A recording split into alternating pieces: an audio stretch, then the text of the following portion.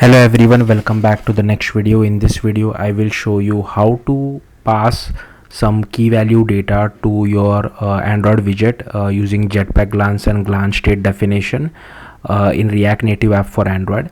So here you can see I have one button, and on click of that button I'm calling a turbo module, which in case if you don't know what turbo modules is, it is basically writing some native code because there is no third-party library available, at least at the time of me recording this video. So once we click on this video, if the widget is already created, it is passing some data from our app to our widget and updating our widget and displaying that passed data inside our widget as well. Now we haven't created the widget yet, so what I can do is that I will just go to my app. I will long press on it. Again, I'm mirroring my device, so the output is little laggy. I will click on widgets. So this is the preview image, ignore it. I will just click on it and then click on add, and here you can see a loading indicator. Then you see this counter value is no data found, so there is no data inside our glance state definition as of yet. So the next thing what I will do, again I will go back to my app. Now I will click on this update widget.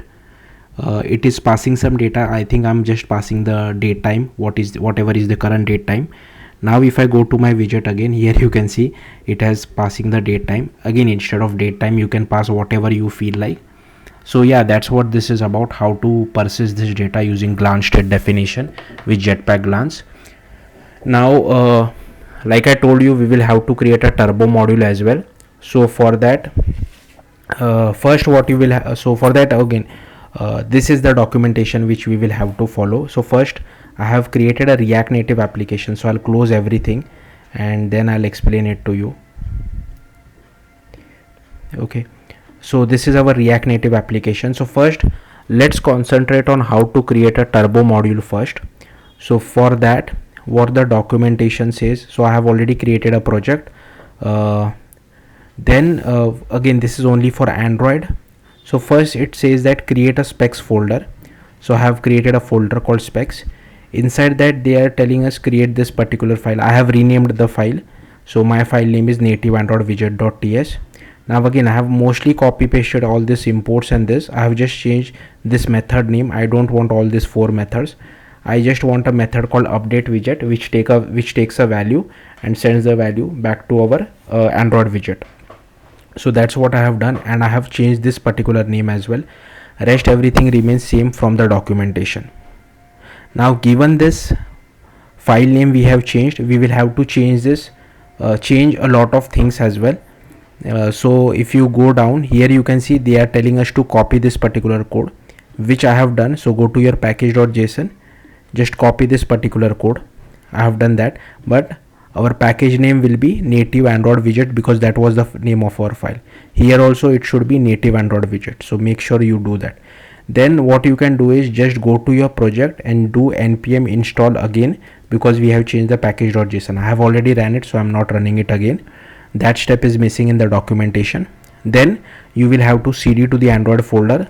So you can just go to your project, cd to Android, and then just run this particular command. Again, I have already ran this command, so I don't need to run it again. So you can just paste this command and run it again. Okay, once you run this command, let's go to app.tsx first on how to use it. We'll check the implementation later on. So I have removed all the boilerplate code from my app.tsx. I'm doing is that I'm just importing our TypeScript file.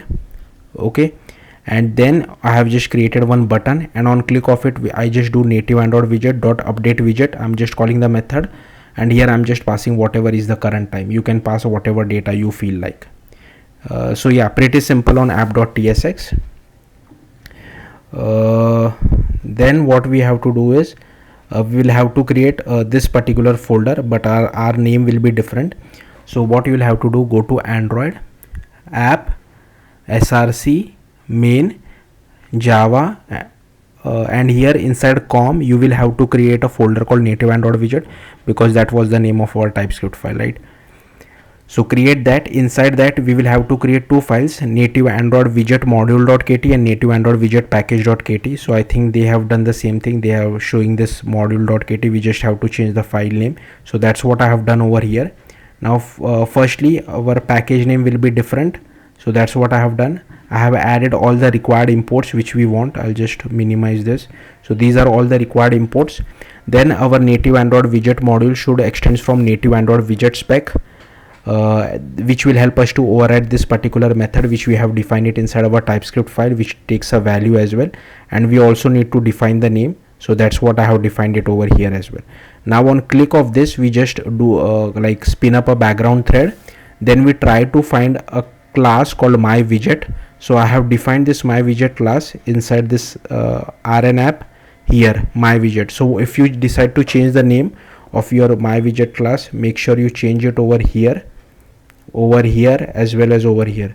But currently it is just my widget, so I'm just finding our widget. If it is already created, then we just do a for each, and then whatever value you have passed, I'm just assigning it to our string preference key. This is the key name. You can again use whatever key name you want, but make sure you use the same key name on Jetpack Glance side as well. And in case if there is no data, I'm just saying no data. So this is just a, what do you call it, Elvis operator, I guess. And then we just update our widget over here. So yeah, that's it. Next we have to create this native Android package.kt file as well, something like this. So if you go to the documentation, here you can see they have told us to do that as well. So again, I have just copy pasted this from the documentation.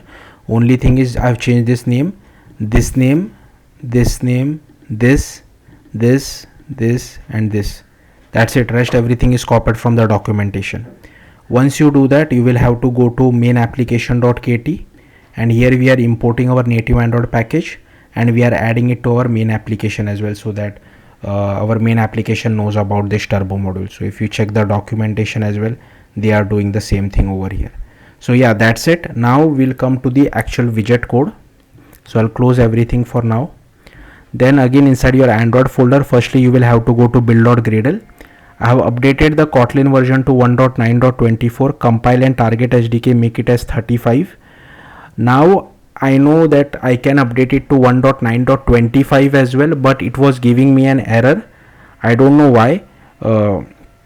That's why I have to downgrade it to 1.9.24. But in case, you should try 1.9.25. if it is still working, or whatever is the latest version, you should use that particular Kotlin version. Okay, once this is done, you will have to go to this build.gradle file, and here inside this particular Android block which you see, in that you will have to add these three things.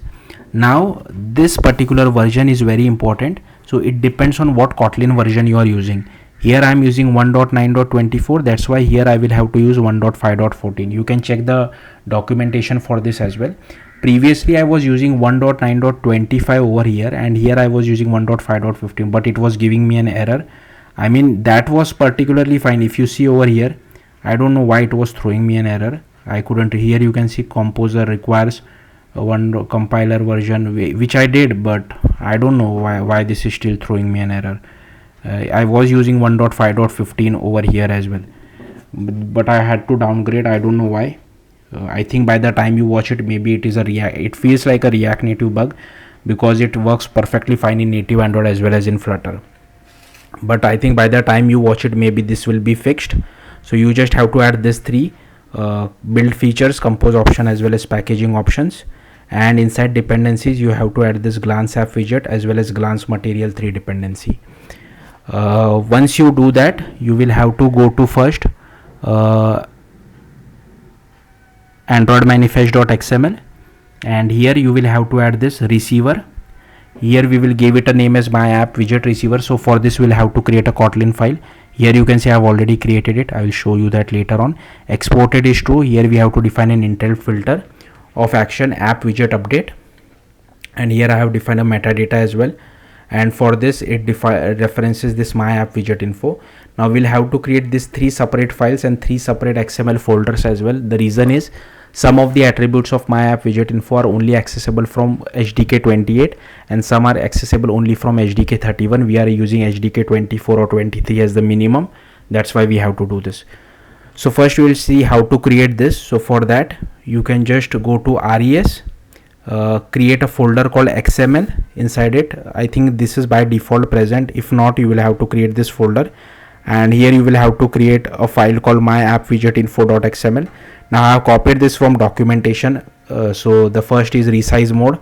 Update period millisecond means after how much time you want to update your widget. Mean height, mean width of your widget. Mean resize height, mean resize width of your widget. Description. Now for description, don't give it as something like my app description. You can't hard code it like this. You will have to reference the strings.xml file. So for that, you will have to go to the values folder, go to strings.xml. I think this is by default present.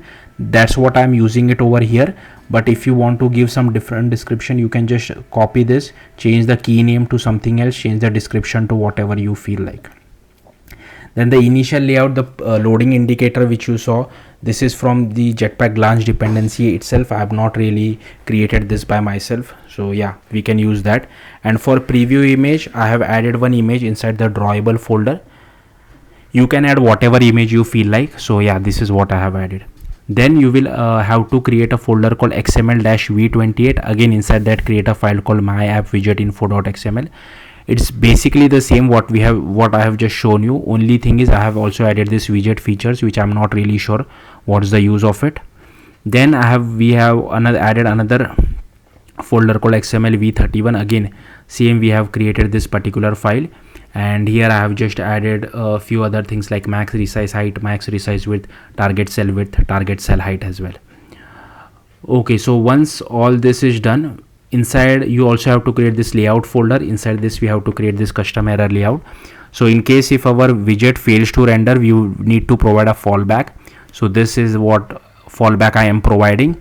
Now do remember this ID, because I'm making use of this ID. If you want to programmatically change the text of this text, we will be making use of this ID. If you just want some static text, here you can see I'm also providing static text. So it's up to you. So yeah, you just do this. Then we will have to, like, if you remember our Android manifest, we have to create this file now, my app widget receiver. So I'm creating this particular file, created this file called my app widget receiver, which extends from glance app widget receiver, and it overrides this glance app widget. And here we are referencing another Kotlin file called my widget. So that's what I have done over here. Now these are all the imports. Now if you remember, we have created this custom error layout, right? So suppose if you are using Jetpack Compose as well inside your React Native application apart from Jetpack Glance, make sure you do not add a Jetpack Compose import inside this particular my widget file for Android widgets. You have to use this AndroidX.glance import only. If you do this, then even if you have a simple widget, it won't render, and it will always render this error layout. So that's your warning. We are not using Jetpack Compose, we are only using Jetpack Glance, so we don't have to worry too much about it. If you try to manually add a Jetpack Compose import without adding the dependency, you will get error at build time itself. But if you have added a Jetpack Compose dependency, you try to import Jetpack Compose, then you will get error at runtime. So yeah, that's the bad part of it. So firstly, you can copy paste all this dependency which I have. Then I've just defined a size mode over here. This is for glance state definition. Then we are overriding a method called provide glance. In that we do provide content. This is the current state of preferences, and here is our preference key. So I'm using the same key which we used inside our turbo module. In case if there is no data, I'm just saying no data found. And here I've just defined a scaffold. There is this column as well. Then there is this text which will actually display the value which is present inside your glance state definition. And here is our text style as well. On click of this, nothing really happens. This is not working. I think this is a bug with Jetpack Glance. Hopefully in future they fix it, but button click does work. So yeah, if you want to start your app from your widget, you can click on this particular button as well. And here, as you can see, I'm also overriding this on composition error. This will get called in case if there is import issue or some if the Android widget is unable to render it. So on composition error will get called. So here is our remote views. So this is the same file which we have created inside our layout folder. And if you remember, we are referencing the text view ID which we created inside this custom error layout. And here I'm just programmatically assigning some error in case if there is any error, but in our case there is no error as such. And here we are just updating our widget. So yeah, I think that should be it. Let me quickly check. I've shown you this. shown you this.